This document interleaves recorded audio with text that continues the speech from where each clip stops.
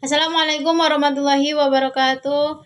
Baiklah, saya Dara Utami dari kelas BKI 3C. Di sini saya akan menjelaskan tentang Sunan Gunung Jati dan bagaimana beliau berdakwah. Jadi, Sunan Gunung Jati itu yang bernama asli adalah Syarif Hidayatullah. Nah, Sunan Gunung Jati ini adalah salah satu wali songo yang berperan besar dalam penyebaran Islam di wilayah Jawa Barat, Cirebon, dan Banten pada abad yang ke-15 dan hingga sampai ke abad yang ke-16.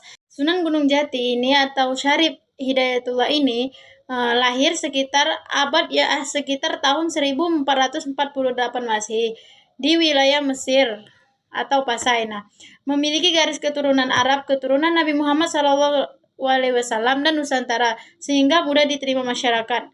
Beliau ini berperan penting. Yang pertama itu pendiri Kesultanan Cirebon. Nah, menjadikan Cirebon itu sebagai pusat dakwah Islam, dan yang kedua itu menguatkan struktur pemerintahan Islam, dan yang kedua mengisi wilayah Jawa Barat. Nah, beliau ini mengisi wilayah Jawa Barat itu termasuk Banten yang kelak menjadi Kesultanan Islam yang kuat. Dan yang selanjutnya itu beliau ini dakwah dilakukan secara damai, tidak memaksa.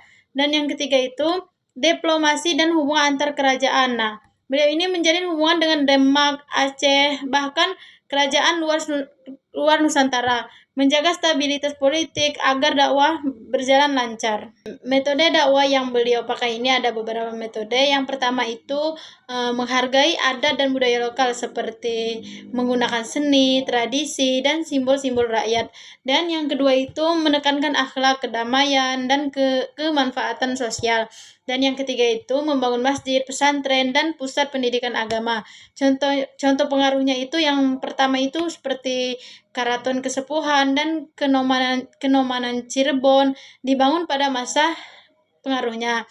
Dan yang kedua itu banyak adat Cirebon itu seperti grebek, sawal, gamelan, sekaten, dan tradisi karaton terinspirasi dari ajaran dakwanya. Dan yang selanjutnya itu membantu penyebaran Islam di wilayah pesisir barat di Jawa hingga menambah ke pedalaman. Jadi kesimpulannya itu Sunan Gunung Jati atau Syarif Hidayatullah ini merupakan tokoh sentral dalam penyebaran Islam di Jawa Barat. Ia berhasil menggabungkan dakwah, budaya, kepemimpinan, dan politik, sehingga Islam itu dapat berkembang secara damai dan berkelanjutan.